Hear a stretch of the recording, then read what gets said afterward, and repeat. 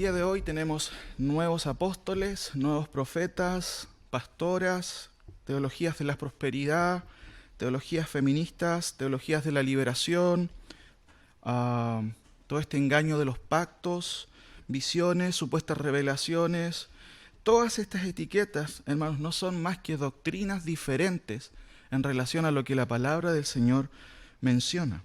La necesidad premiante de la sana doctrina o de la doctrina, cierto, saludable, se puede observar claramente en esta expresión, cuando el apóstol Pablo encarga al joven pastor Timoteo, como te rogué que te quedases en Éfeso cuando fui a Macedonia, para que mandases, noten la urgencia, para que sugirieres, no, dice, para que mandases a algunos que no enseñen diferente doctrina. Diferente doctrina es la traducción de un término que se lee de la siguiente manera: heterodidascalías. De allí surge el término hetero o heterodoxia, que es lo antónimo a la ortodoxia. Tremendas palabras, ¿cierto? Palabras del día domingo, dice mi papá. Bueno, heterodoxia básicamente significa diferente doctrina o doctrina errada. Cuando usted escucha la palabra ortodoxia, siempre tiene que ver con doctrina correcta. Ortodoxia. No es ortodoncia, ¿ya? Ortodoxia, ¿ya? Significa doctrina correcta, sana doctrina. Y ahora, claramente, hermanos, aquí el apóstol Pablo usa este término: cuidado con aquellos que hablan, enseñan diferente doctrina. ¿Diferente a qué? A la doctrina apostólica, a la doctrina bíblica. Si notamos brevemente, hermanos, en el contexto, en el versículo 6, dice: te rogué que no enseñen diferente doctrina, ni presten atención a fábulas y a genealogías interminables que acarrean disputa más bien que edificación de Dios, que es por fe. Así te encargo ahora, Timoteo. Pues el propósito de este mandamiento es el amor nacido de corazón limpio y de buena conciencia y de fe no fingida, de las cuales cosas se desviaron algunos, se apartaron a vana palabrería, queriendo ser doctores de la ley, sin entender ni lo que hablan ni lo que afirman. Claramente aquí notamos en el versículo 6, en términos generales, que el abandono de la doctrina apostólica derivó en su momento en desviaciones, ¿cierto? Justamente en apostasía. La palabra apostasía tiene que ver con apartarse de, y ahí claramente el versículo 6 lo dice, de los cuales cosas se desviaron algunos, se apartaron a vana palabrería. Discursos, ¿cierto? Nuevos, entre comillas, y aquí el autor dice vanas palabras o vanas palabrerías. Muchas veces esto tiene que ver cuando alguien habla y en realidad no hay ni un contenido bíblico, apostólico, nuevo testamentario, si se puede decir. Versículo 7, queriendo ser doctores, ¿cierto? Esta urgente necesidad de poder ir más alto y más alto en lo académico, y esto se da mucho en este contexto en el día de hoy. Aquí se habla de muchos querían ser doctores de la ley. En el día de hoy, en la mayoría de los casos, muchas de las falsas doctrinas surgen justamente no necesariamente de neófitos, aunque eso también está ligado. Un neófito es alguien nuevo, alguien promovido a una posición de manera muy rápida, generalmente cae en el error por su, digámoslo así, su poca experiencia con la palabra del Señor, en errores.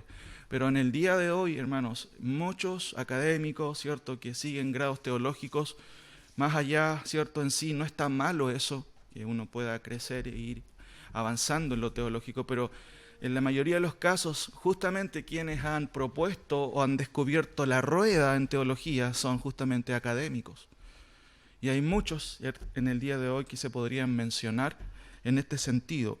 Pero Pablo está justamente diciendo, queriendo ser doctores de la ley, sin entender ni lo que hablan ni lo que afirman. Ahora, noten que también en el capítulo 2 notamos otras situaciones que se dan. En el versículo 9 al 13 dice asimismo que las mujeres se atavían de ropa decorosa, con pudor y modestia, no con peinados ostentosos, ni perlas, ni vestidos costosos, sino con buenas obras, como corresponde a mujeres que profesan piedad, y así sigue hablando un poco de los roles. La mujer aprende en silencio, ¿cierto?, con toda sujeción, porque no permito a la mujer enseñar ni ejercer dominio sobre el hombre. ¿Por qué razón está esta instrucción aquí? Ya lo explicaremos. Pero, ¿es importante la doctrina, hermanos? Por supuesto, es importantísima. De hecho, el apóstol Pablo lo dice aquí claramente, y nosotros como iglesia que sigue a Cristo, que sigue la palabra del Señor, debe entender que esto es muy importante. La importancia de la doctrina entonces radica en el hecho de que Dios mismo es quien ha inspirado su palabra y quien también está exigiendo de los oyentes o de los creyentes tener cuidado en ese sentido. Entonces, la importancia de la doctrina, ¿cierto? Que no enseñen diferente doctrina. ¿Cuál es la utilidad de la doctrina? Y esta mañana quiero mencionar 4 cosas que tienen que ver con la importancia de la sana doctrina. El primer punto tiene que ver con que la doctrina bíblica, ¿sí?, entiéndase doctrina bíblica como sana doctrina, doctrina verdadera. La doctrina bíblica separa. A primeras luces eso pareciera o pudiera parecer algo negativo. Vuelvo a repetir, primer punto, la doctrina bíblica separa. ¿Queremos doctrina separatista? Algunos podrían decir, pero no, la doctrina separa, el amor une. Es un eslogan muy común en el día de hoy. Ahora, si ustedes recuerdan, en Hechos capítulo 9, si me quieren acompañar, solamente recordar un versículo, un contexto muy especial ahí. Hechos capítulo 9, versículo 20. Noten lo que provocaba la doctrina de Pablo, la doctrina apostólica. Hechos capítulo 9, versículo 20. Después que Pablo es confrontado, después que Pablo, ¿cierto?, es encontrado por el propio Señor, obviamente va a tener un encuentro con el personal, y posteriormente a eso, a los hechos que ocurren ahí en el contexto de la conversión de Pablo, notamos aquí en el versículo 20 lo siguiente. Enseguida, ¿cierto?, no fue a un seminario, parece, Pablo, no fue a un instituto bíblico. Enseguida, y esto no quiere decir que él no haya aprendido, obviamente el Señor tuvo un trato especial con el apóstol Pablo. Pablo se apartó después por un tiempo importante, ¿cierto?, en el desierto, a aprender directamente también de parte del Señor. Pero noten que en este contexto de su conversión, dice, enseguida predicaba a Cristo en las sinagogas, diciendo que este era el Hijo de Dios. Y noten la reacción de parte de los oyentes. Y todos los que le oían estaban, ¿cómo? Atónitos. ¿Se imagina que alguien predique y ustedes estén atónitos? Bueno, acá hay un caso. Pablo predica la sana doctrina, la doctrina cristiana, y ya hay problemas porque algunos están atónitos. Y dice, y decían, ¿no es este el que asolaba a Jerusalén, los que invocaban este nombre, y a eso vino acá para llevarlos presos ante los principales sacerdotes? Noten las reacciones que está provocando Pablo. Este nos viene a engañar. Este nos quiere perseguir. Quiere cazar a alguien si quiere profesar o no, si profesa la fe cristiana. Pero noten lo que sucede en el 22. Pero Saulo dice, pero Saulo mucho más se esforzaba, y noten, y confundía a los judíos que moraban en Damasco, demostrando que Jesús era el Cristo. Noten la segunda reacción. Estaban atónitos en la primera instancia, y en segunda instancia, ¿qué es lo que provoca la predicación de Pablo? Confusión. Hermanos, la doctrina siempre va a provocar confusión cuando es enseñada correctamente, cuando separa el error de la verdad. De hecho, si nosotros pensamos en la doctrina en su sentido básico, la doctrina, ¿cierto?, para muchos puede ser algo que divida, y justamente para algunos puede ser negativo, pero hermanos, que la doctrina divida es justamente algo innato en lo que es la palabra del Señor. Algunos piensan que la separación o la división es mala en sí, y no es así.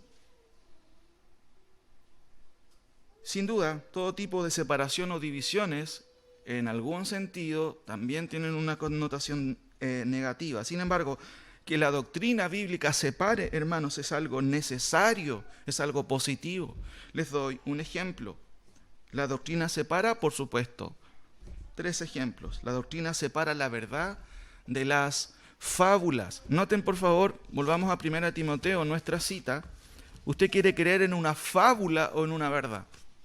Noten que el apóstol Pablo, en los primeros versículos de esta misma epístola, dice en el versículo 3, en el versículo que estamos: como te rogué que te quedases en Éfeso cuando fui a Macedonia, para que mandases a algunos que no enseñen diferente doctrina, ni presten atención a qué cosa, a fábulas. La doctrina separa entonces, por un lado, la verdad de las fábulas. ¿Qué quiere escuchar usted esta mañana? ¿Una fábula? ¿O quiere escuchar la verdad de la palabra del Señor? Por supuesto, la verdad. Y la verdad separa la fábula de la verdad. La doctrina también, ¿cierto?, separa la verdad de lo que no edifica. Sigamos leyendo. Pablo le dice a Timoteo, ¿cierto? Por favor, te ruego que corrijas lo deficiente, ¿cierto? De hecho, eso es lo que dice ahí también. Pero también que no enseñen diferente doctrina, ni presten atención a fábulas y a genealogías interminables que acarrean disputas, más bien que edificación. La verdad de Dios edifica. Lo que no es verdad, ¿qué es lo contrario a edificación? Destrucción. Hay una palabra muy interesante en el día de hoy que tiene que ver con la deconstrucción. ¿Qué significa la palabra deconstrucción? La filosofía, las ideologías en el día de hoy lo que están haciendo es deconstruir lo que son los pilares de la fe. Es tratar de recolocar, ¿cierto? Refundar. ¿Has escuchado esa palabra? La política refundacionalista, ¿cierto? Muchas veces se ven las disputas políticas, estos son refundacionales que quieren poner otros fundamentos. Bueno, la deconstrucción tiene que ver con poner sobre los fundamentos otro tipo de fundamentos falsos. Y hay que tener cuidado. Vivimos en una cultura refundacionalista, en donde claramente lo que es bueno y correcto ha sido rechazado. Ahora, la doctrina separa, por supuesto, y qué bueno que separa, porque separa la verdad de la mentira. Separa, como ya dijimos, la verdad de las fábulas, la verdad de lo que no edifica, la verdad con respecto a las palabrerías. Noten por favor el versículos 5 y 6. Pues el propósito de este mandamiento es el amor nacido de corazón limpio y de buena conciencia y de fe no fingida, de las cuales cosas, desviándose algunos, se apartaron. ¿A qué cosa? Vana palabrería. Vana palabrería. La doctrina separa, hermanos, el discurso racional de la fe de vana palabrería.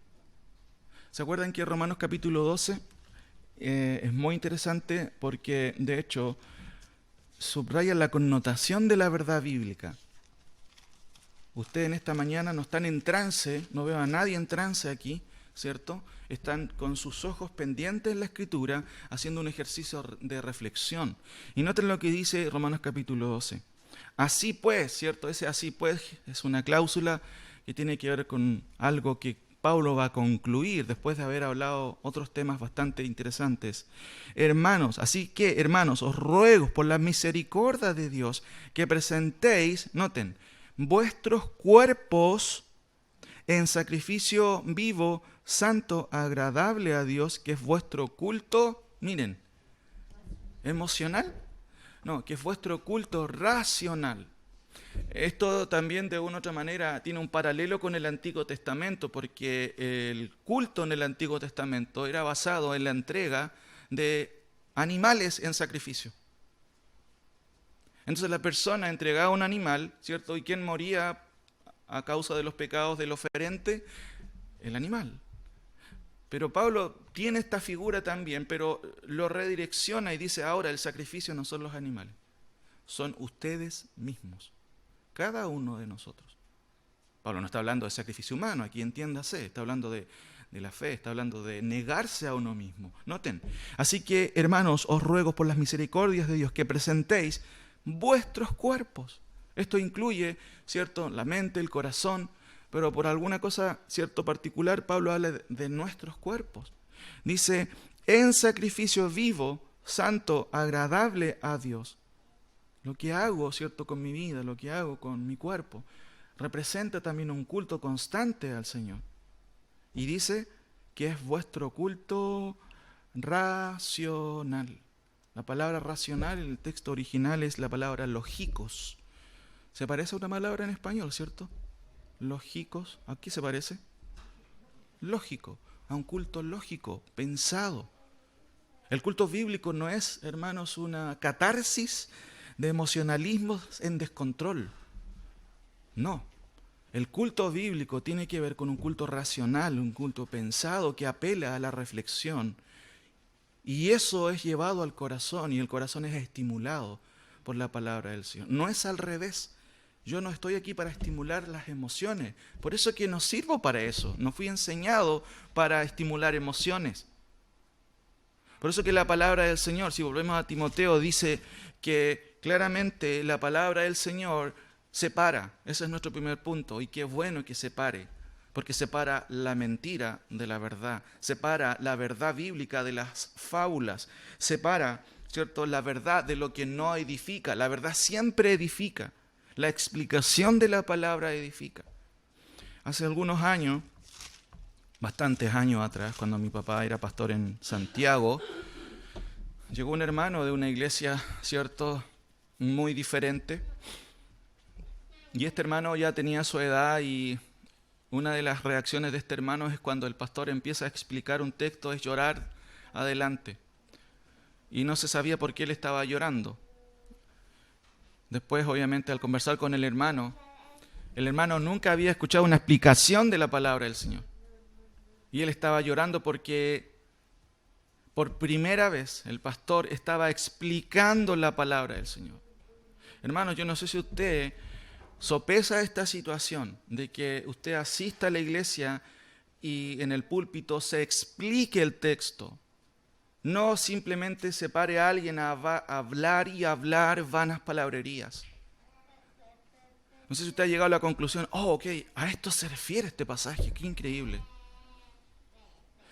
Vuelvo a repetir, primer punto, la doctrina bíblica separa. Nunca miremos ese aspecto como negativo. Qué bueno es eso.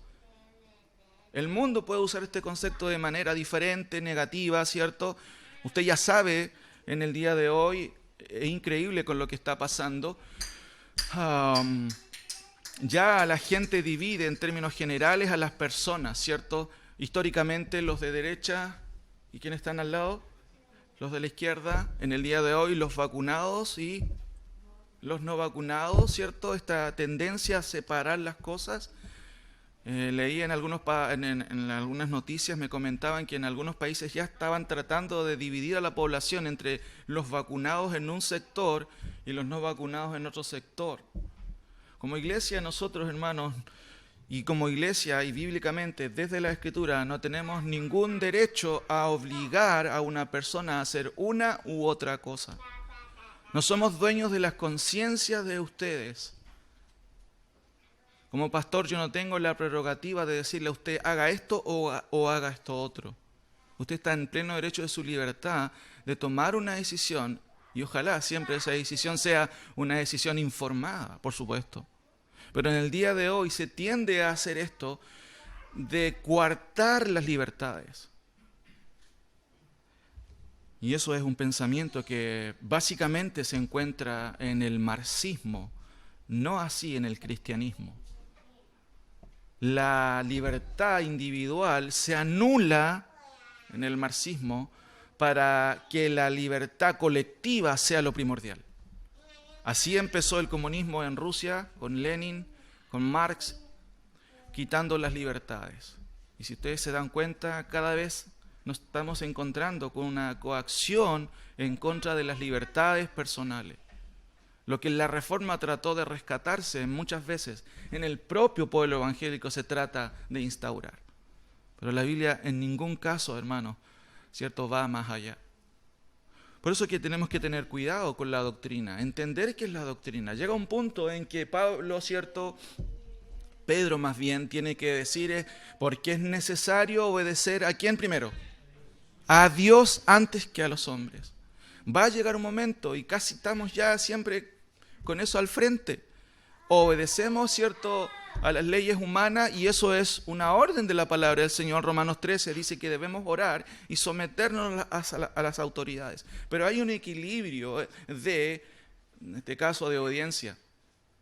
Si el mandato, ¿cierto?, de obedecer a los legisladores sobrepasa principios bíblicos, principios de la palabra del Señor, entonces nuestro deber es obedecer a Dios antes que a los hombres. ¿Se dan cuenta que la doctrina no es neutral? La doctrina no puede ponerte en una posición, yo no sé, como es típico en el día de hoy. La doctrina implica, ¿cierto?, exige que tú tomes una posición al respecto. En el primer siglo, cuando dice Romanos capítulo 10, cierto, versículo 9, es que si confesares con tu boca que Jesús es el Señor, ¿cierto?, y creyeres en tu corazón, serás salvo. Pero los que decían eso en el primer siglo tenían un gran problema, ¿cierto?, cuando decían eso. Porque la cultura romana ensalzaba al emperador divino a la posición de señor o de divino. Y la palabra señor es el término curios en el texto original. ¿Y quién era el curios en aquellos días? Era el César romano. Y muchos cristianos obviamente murieron a causa de ello. Porque o confesamos que Cristo es el Señor o César es el Señor. ¿Y qué hacían los verdaderos creyentes? Decían, Cristo es el Señor. Ahora, la doctrina separa, y qué bueno que lo haga así. Ahora, noten por favor, hermanos, el versículo 15 del capítulo 1 de 1 Timoteo. Noten cómo Pablo define la palabra que está explicando. ¿Notan el versículo cómo es que cataloga él la palabra del Señor ahí? Palabra fiel. ¿A quién le gusta que le sean infiel? A nadie, ¿cierto? ¿Quién desea, cierto, en términos generales, que haya lealtad, por ejemplo? Este otro concepto, la lealtad, la fidelidad. La palabra es fiel, noten, palabra fiel y digna de ser recibida por todos. En un contexto donde habían charlatanes, donde habían personas que hablaban o parloteaban, más bien dicho, estaba la palabra del Señor, que es una palabra fiel. Palabra fiel y digna de ser recibida ¿por quién? Por todos. Eso dice el texto. Esto nos lleva al segundo punto. La doctrina, hermanos, no solamente separa, que es algo positivo y qué bueno que sea así, la doctrina bíblica salva. Noten el versículo, ponga atención, le voy a dar lectura. Palabra fiel y digna de ser recibida por todos. 2 puntos. Que Cristo Jesús vino al mundo para salvar, ¿a quién? A usted y yo, hermano. A usted y yo. Cristo no vino a salvar a personas perfectas, vino a salvar a pecadores. ¿Es Cristo su Señor? ¿Es Cristo su Salvador? Espero que eso sea así en su vida. Palabra fiel y digna de ser recibida por todos. ¿Cuál palabra, Pablo? ¿Cuál? Esta, Timoteo.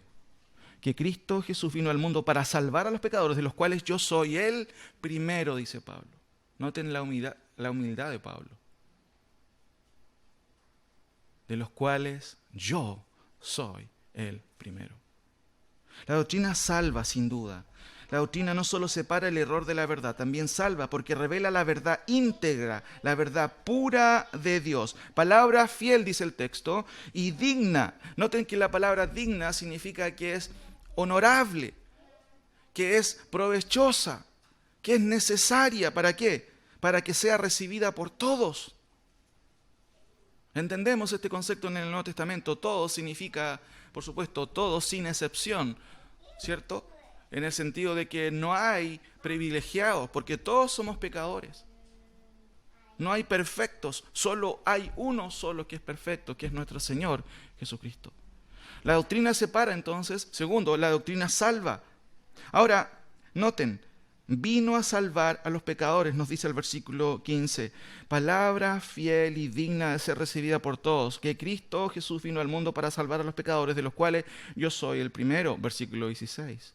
Pero por esto fui recibido a misericordia, para que Jesucristo mostrase en mí el primero toda su clemencia, para ejemplo de los que habrían de creer en él para vida eterna. Pablo es un ejemplo literal de lo que puede hacer Dios con un pecador. ¿Cómo es posible que Dios pueda salvarte a ti, conociéndote como eres tú? ¿Quién era Pablo? Era un perseguidor de la iglesia. Era un blasfemo. Aunque tenía cierto currículum, pero llegó a blasfemar del camino de Cristo. Muchas veces pensamos que esa persona tal, no, esa persona no, jamás podemos hablarle. Siempre le he contado a ustedes esta experiencia que tuvimos con un profesor en el Instituto Bíblico, y lo he contado otras veces, el hermano Andrés de Felice. Era muy curioso su forma de evangelizar.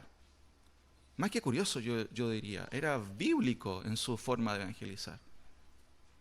Él no solamente en su tiempo que estuvo acá en Chile, él está en Estados Unidos ahora, él iba a las prácticas de Deportes Temuco y al final llevaba a varios jugadores a su casa, les preparaba la mesa, pero antes que se fueran, ¿qué es lo que hacía él? Les exhortaba al Evangelio.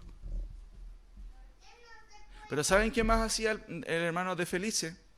Esto era bastante interesante, podría ser complicado para muchos.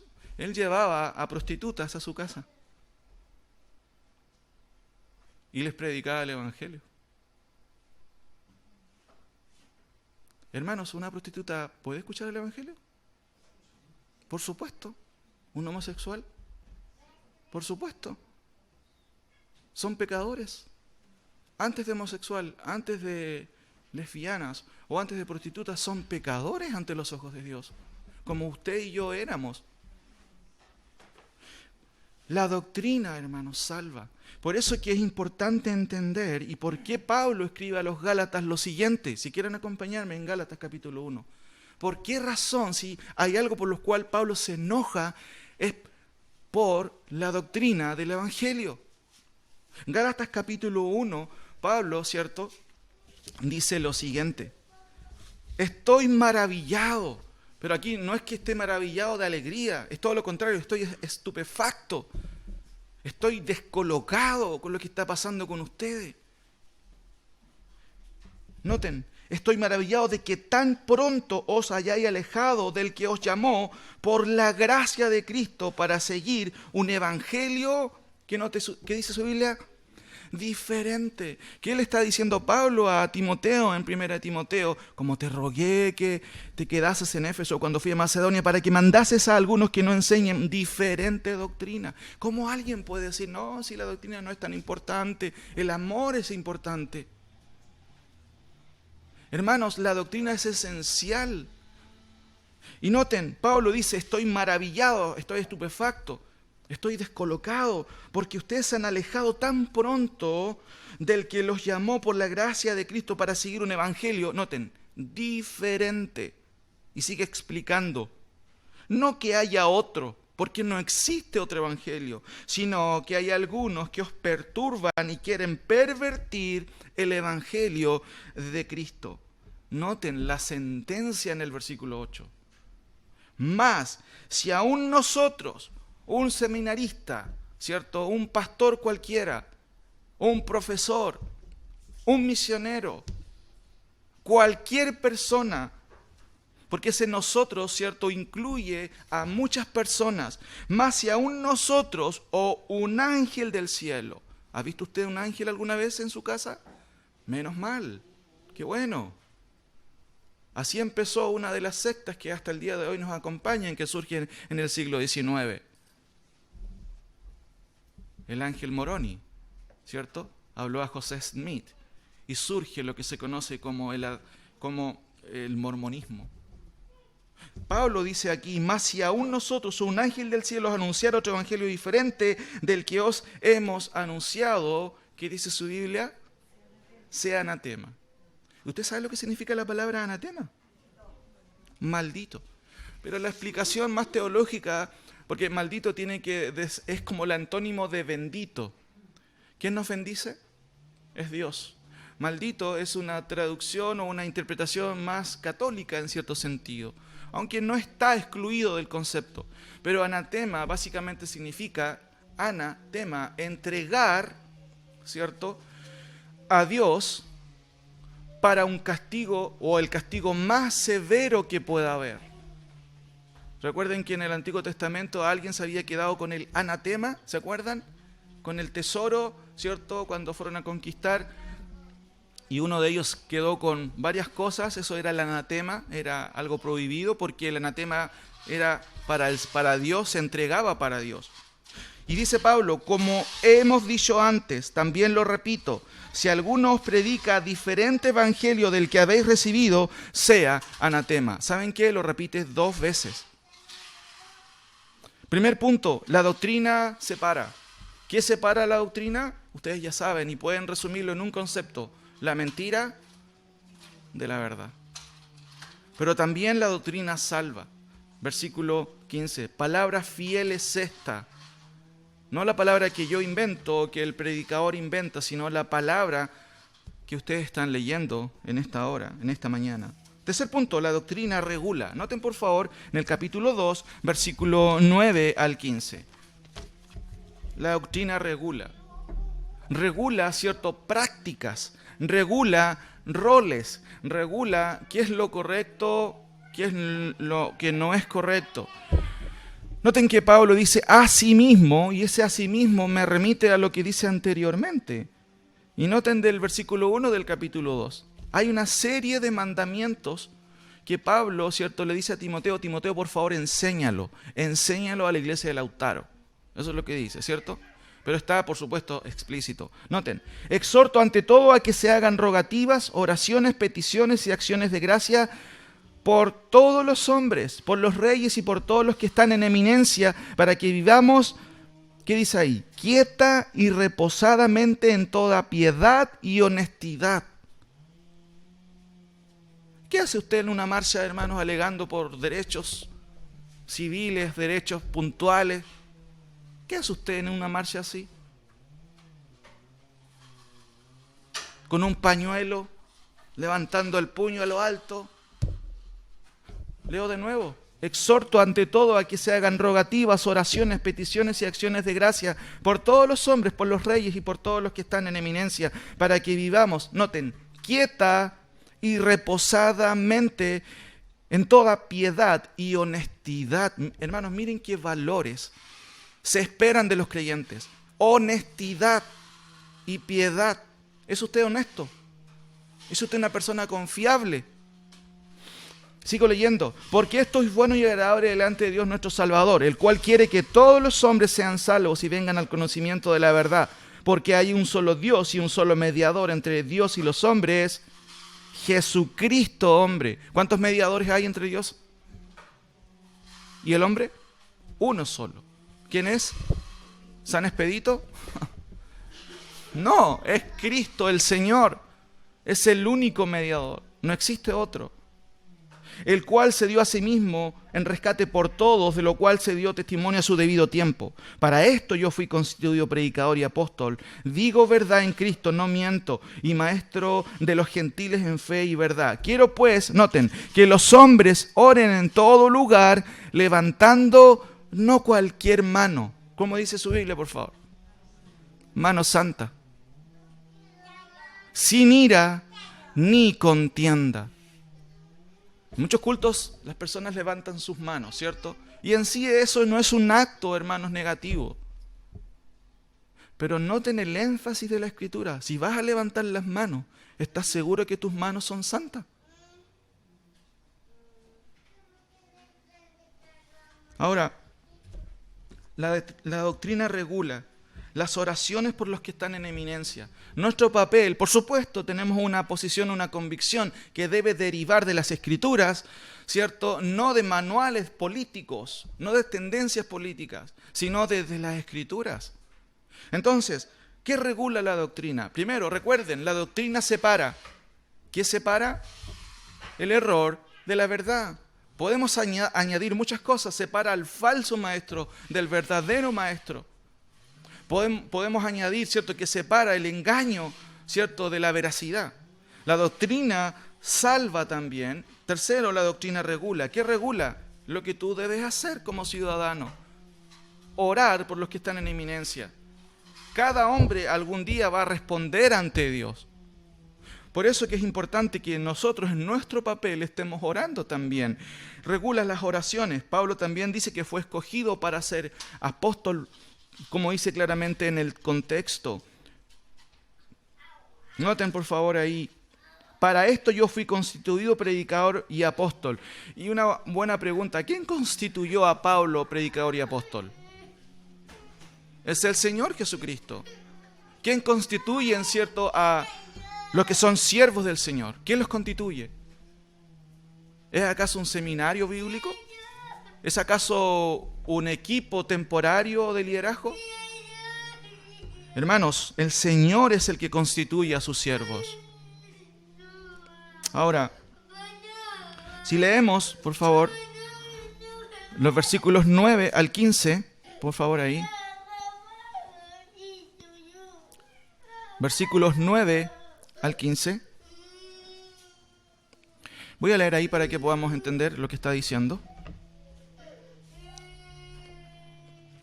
Asimismo que las mujeres se atavían de ropa decorosa, con pudor y modestia, no con peinados ostentosos, ni oro, ni perlas, ni vestidos costosos, sino con buenas obras como corresponde a mujeres que profesan piedad. La mujer aprenda en silencio con toda sujeción, porque no permito a la mujer enseñar ni ejercer dominio sobre el hombre, sino estar en silencio, porque Adán fue formado primero, después Eva, y Adán no fue engañado, sino que la mujer, siendo engañada, incurrió en transgresión, pero se salvará engendrando hijos si permaneciera en fe, amor y santificación con modestia. Aquí hay un tema muy complicado en el día de hoy, especialmente muchas iglesias se han desviado de lo que dice este texto claramente, y exigen que este texto se interprete culturalmente, no escrituralmente. No, Pablo es un machista. Pablo argumenta desde la creación. No está hablando y apelando a la cultura. Pablo tampoco está diciendo que las mujeres son inferiores a los hombres. No. Siempre lo digo. Hay mujeres mucho más capaces que uno. Sin duda, ya sea en un montón de áreas. Pero hay un orden que el Señor quiere que sea respetado. Y noten, la mujer aprende en silencio con toda sujeción, ¿cierto? Porque no permito a la mujer enseñar ni ejercer dominio sobre el hombre. Muy interesante el término, ahí es un término que se llama austenteo o ausenteo, que significa ser autónomo. Dios no quiere que en la iglesia la mujer sea autónoma, que se mande por sí sola, sino que esté bajo sujeción del varón.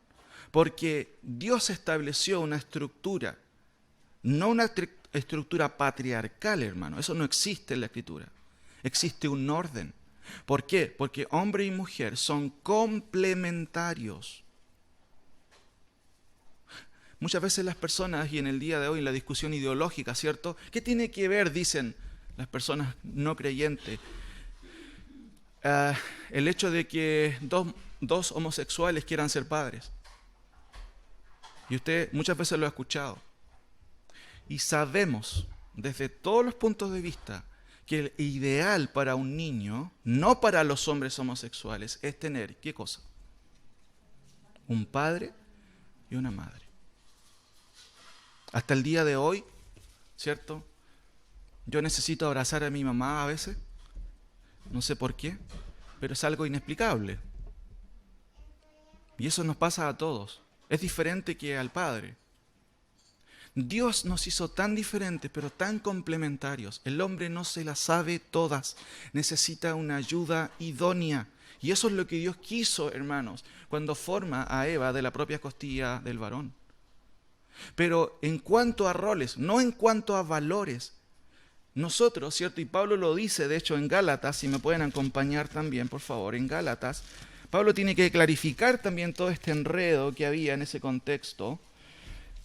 La epístola de Pablo a Gálatas trata todo este peligro del judaísmo y de cómo justamente, muchos judíos querían establecer o restablecer costumbres antiguas que ya no corrían. Ahora, noten el capítulo 3, por favor. Versículo 23. Gálatas 3, versículo 23 en adelante.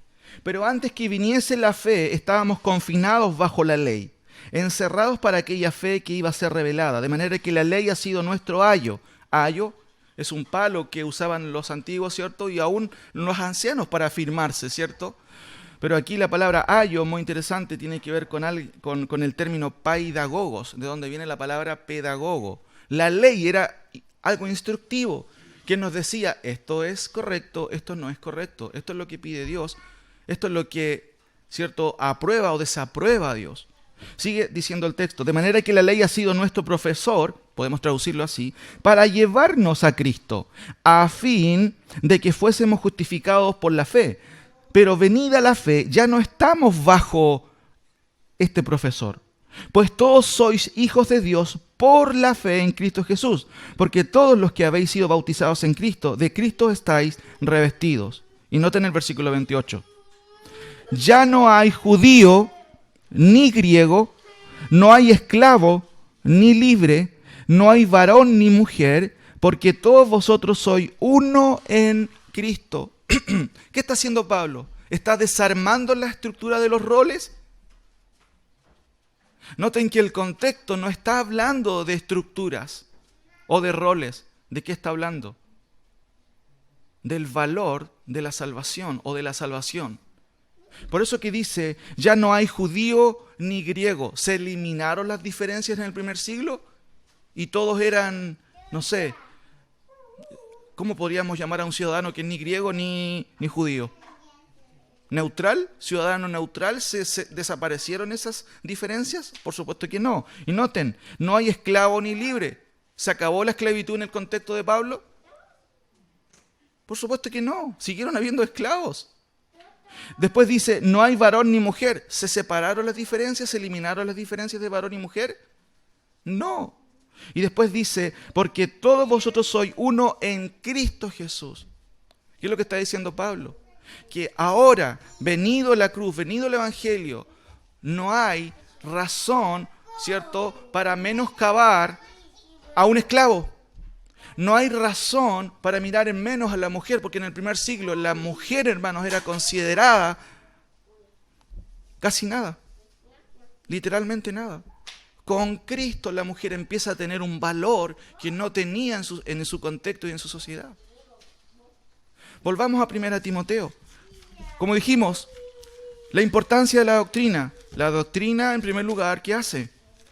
La doctrina separa, la doctrina salva, pero también la doctrina regula. ¿Y qué es lo que quiere regular Pablo aquí? Está regulando el culto público. Así como quiere que en un hogar, ¿cierto?, como también lo dice en Efesios, Cristo es la cabeza de la iglesia, así como el hombre es cabeza del hogar, quiere que también en la iglesia, que es una familia más grande, no se rompa este principio. No significa que el pastor sepa más que la hermana, en algunos casos no, pero hay un orden, ¿cierto?, que Dios quiere que se establezca en el hogar, en la iglesia. Y justamente por la violación de este orden es que hay problemas. Solamente mencionaron una situación común, corriente en las familias. Quizás no en nuestra iglesia, yo creo. ¿Qué pasa cuando en una familia la que manda es la mujer? Ustedes se ríen, ¿cierto? Se produce, hermanos, un problema. ¿Saben por qué se produce un gran problema? Es porque se rompe un principio bíblico. Y siempre cuando se rompe un principio bíblico van a haber problemas. Siempre. La mujer no es la ama de casa, no es la empleada del esposo, no, hermanos. No. Eso no enseña la Biblia. De hecho, a la mujer se le pide constantemente en relación a su esposo que se someta a su esposo. Pero ¿sabe lo que se pide al hombre con respecto a la mujer? Si es necesario, el hombre debe dar la vida por la mujer. ¿Qué le parece eso, hermanas? Cuando vamos a la cultura La cultura distorsiona todo lo que tiene que ver con la palabra del Señor. Pero cuando vamos al modelo original, notamos que las cosas son muy diferentes. Cuando una mujer además asume un rol que no le corresponde, no solamente se produce una violación de un principio. Por el contrario, cuando una mujer, ¿cierto? Y noten lo que dice ahí en el versículo 9, asimismo que las mujeres se atavíen de ropa decorosa. ¿Por qué las mujeres cristianas y piadosas tienen que ser decorosas? Le comentaba a mi esposa el otro día, fuimos a hacer unos trámites, ¿cierto? A comprar también zapatitos para los hijos. Y yo le decía, ¿sabes quién pasó? Una niña casi andaba sin ropa, le dije. Pero yo no la miré, le dije. Y conversábamos y le decíamos, esa niña se viste justamente para que los hombres la miren. No ha de extrañarle a ella que todos se den vuelta para mirarla. ¿Por qué? Porque la mujer que no conoce a Dios, una mujer incrédula, quiere que sea valorizada por algo externo, por su cuerpo. Y noten, hermanos, cómo es que una mujer piadosa debería ordenarse. Asimismo que las mujeres se atavíen de ropa decorosa, con pudor y modestia. ¿Por qué? Porque en el primer siglo no era necesario que tú, si tuvieras dinero, pudieras ostentar todas tus joyas sabiendo que tu hermana no tiene ni siquiera para comprar un collar. No significa que te vayas al otro lado, ¿cierto? Y te transformes en la simultriunfa. ¿Conocen a ese personaje? No sé si lo mencioné bien, pero miren, asimismo que las mujeres se atavíen de ropa decorosa, hermano. No muestres lo que tienes. ¿Para qué? ¿Con qué objetivo? Después dice, ni con peinados ostentosos, ni con oro, ni perlas, ni vestidos costosos, sino con buenas obras, como corresponde a mujeres que profesan piedad. El mejor vestido, ¿cierto?, para una mujer creyente, y Pedro también lo explica en su epístola, es buenas obras. Mira, anda a conversar con esa hermana, es muy sabia, te va a dar un consejo. Hermanos, ¿podemos decir eso nosotros de nuestras hermanas aquí, de todas? Ojalá que eso sea así. Anda donde esa hermana. Ella no va a comentar lo que te pasa. Lo va a guardar en secreto. Algo muy difícil para la hermana, ¿cierto? Pero bueno, son cosas a veces culturales. Pero hermanos, estas son cosas escriturales. Sigo leyendo. Recuerden, el primer concepto, la doctrina separa. Y qué bueno que separe, porque separa el error de la mentira, separa la verdad de las fábulas, separa la verdad, ¿cierto?, de las palabrerías. Segundo, la doctrina salva. Noten, palabra fiel y digna de ser escuchada por todos. ¿Qué cosa? Que Cristo murió por todos los hombres. Tercero, la doctrina regula. Qué bueno es que la doctrina regula, porque si no hubieran regulaciones, esto sería un caos. Por ejemplo, este domingo no va a predicar el pastor. De hecho, no hay pastor. ¿Quién siente pasar adelante y diga sus palabras? Parece que hay algunas iglesias así en el día de hoy, si no mal recuerdo, no recuerdo el nombre. Que pase quien tenga la luz en esta mañana y nos dirija en algunas palabras de sabiduría. Hermanos, miren lo que dice 1 Timoteo 3. ¿Qué regula la palabra del Señor? ¿Cuánta gente, hermanos, se va de una iglesia por la falta de seriedad en cuanto a esto? Por los engaños que se provocan por medio de líderes falsos. Palabra fiel, dice Pablo en 1 Timoteo 3. Si alguno anhela obispado, que es un sinónimo para presbítero o pastor, es lo mismo, son sinónimos. Buena obra desea. Qué bueno es que alguien desee ser parte del liderazgo de la iglesia. Pero noten la lista que hay ahí. Pero es necesario que el obispo sea irreprensible. No dice perfecto, dice irreprensible. Que no tenga deudas. Que no venga alguien y le diga, no, esta persona no puede hacer por esto, por esto y por esto. Sigue leyendo el texto. Marido de una sola mujer, sobrio, prudente, decoroso, hospedador, y noten, apto, ¿para qué cosa? Para enseñar. Sigue la lista. No dado al vino. No está prohibiendo el vino. ¿Ustedes sabían que la Biblia no prohíbe el vino? ¿Qué es pecado? La embriaguez, ¿cierto? No dado al vino, en otra parte dice no dado al mucho vino. No pendenciero. ¿Qué significa pendenciero? Que anda peleando todo el tiempo. No codicioso de ganancias deshonestas, sino amable, apacible, no avaro. Noten, que gobierne bien su casa, que tenga a sus hijos en sujeción, con toda honestidad. Noten, pues el que no sabe gobernar su propia casa, ¿le puede usted encargar una familia más grande todavía? Por supuesto que no. Sigue leyendo el texto, no un neófito, o sea, un recién plantado. No sea que envaneciéndose caiga en la condenación del diablo. También es necesario que tenga buen testimonio de los de afuera, para que no caiga en el descrédito y en el lazo, dice el texto ahí, del diablo.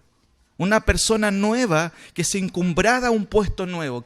¿Cuál es la tendencia, dígame ustedes? Por una cuestión simplemente de sentido común. Cuando una persona nueva es ascendida y le falta vida, le falta roce, le falta experiencia, termina equivocándose, termina haciendo, como dicen las personas, puras leceras nomás, ¿cierto? Perdónenme ese coloquio, si se puede decir. Noten, versículo 8. ¿Y qué pasa con los diáconos? Esa es la estructura, ¿cierto?, bíblica. Ancianos y diáconos. Los diáconos a sí mismos deben ser honestos, sin doblez. ¿Qué significa sin doblez? Doble cara. Que no sean confiables. Sin doblez. Noten, no dados al mucho vino, no codiciosos de ganancias deshonestas, que guarden el misterio de la fe con limpia conciencia, y estos también sean sometidos a prueba primero, y entonces ejerzan el diaconado si son irreprensibles. Repasemos, estoy terminando con el último punto. Primero, la doctrina separa, qué bueno. La doctrina salva, la doctrina regula. ¿Cuál es el liderazgo bíblico? Dios estableció que el hombre sea cabeza, no solamente en su hogar, sino también en la iglesia. No se trata de machismos ni de patriarcados. Eso no tiene ni un fundamento en la Escritura. Tiene que ver con un orden divino. La mujer no es menor que el varón. Somos iguales ante la presencia del Señor. Pero hay un orden por constitución. Por eso es que Pablo arraiga su argumento en el contexto de la creación, cuando dice, porque Adán fue formado primero, después Eva. Y Adán no fue engañado, sino que la mujer, siendo engañada, incurrió en transgresión. Si usted lee en el Nuevo Testamento, por constitución natural, la mujer es más propensa a la emoción y más propensa al engaño. Si ustedes notan y siguen el relato del Nuevo Testamento, el hombre se supone es una persona más racional, más frío en cierto sentido, más difícil de engañar. Y eso se ha dado históricamente. ¿Por qué? Porque Dios nos hizo diferentes, complementarios, no igualitarios. ¿Cierto que hay una tendencia que se llama igualitarismo? No, somos iguales en todo. Ah, ¿están los roles? No, no somos iguales en todo. Somos muy diferentes. Cuando un hijo llora, ¿a quién quiere? ¿Al papá o a la mamá? Dígame usted. A la mamá. ¿Por qué razón?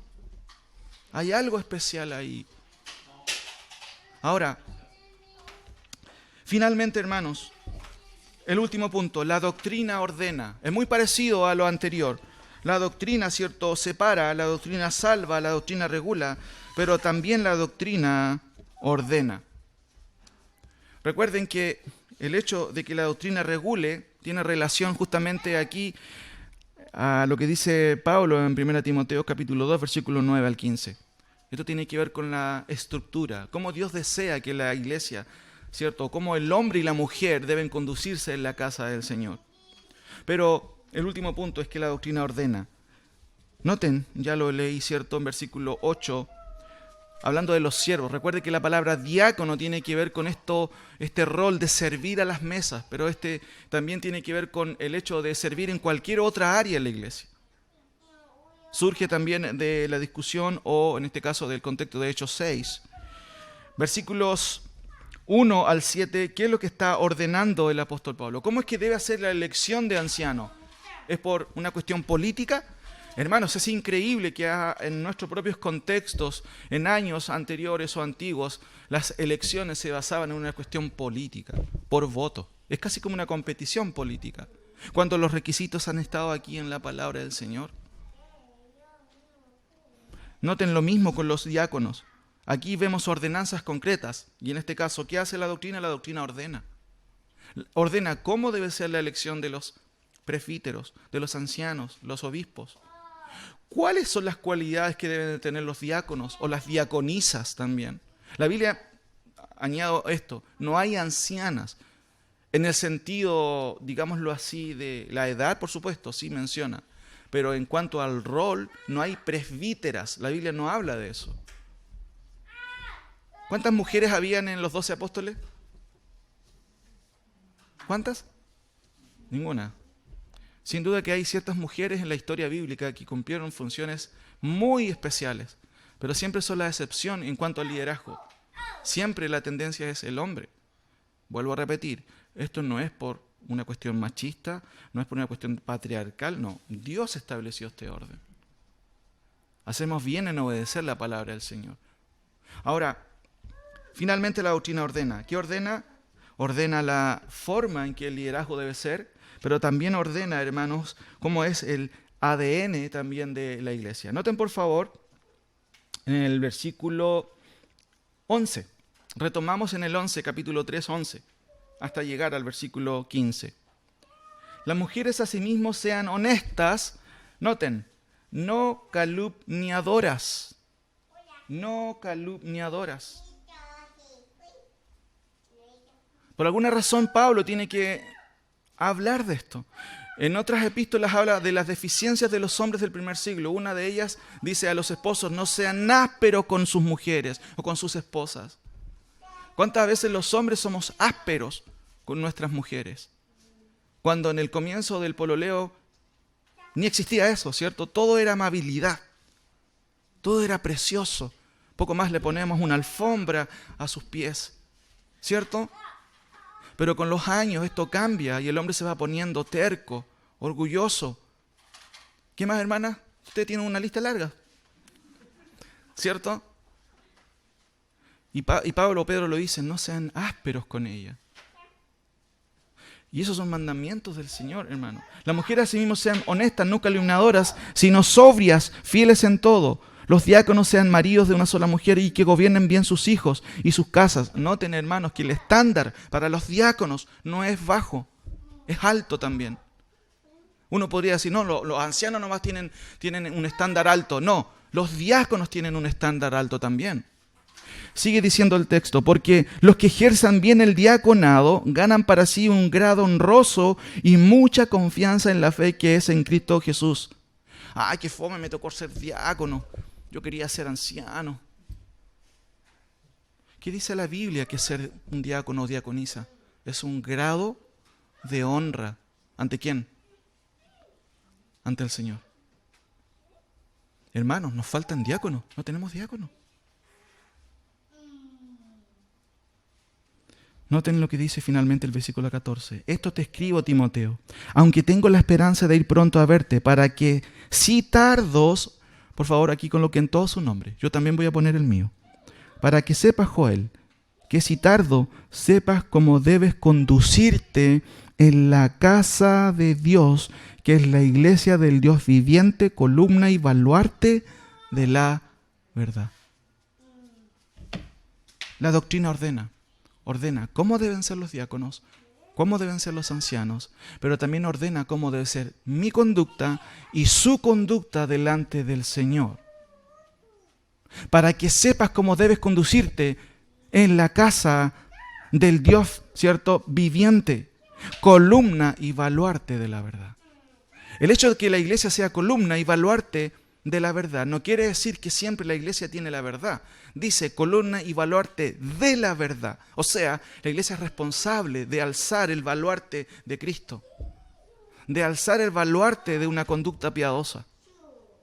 La iglesia, hermanos, no solamente el que está delante, la iglesia.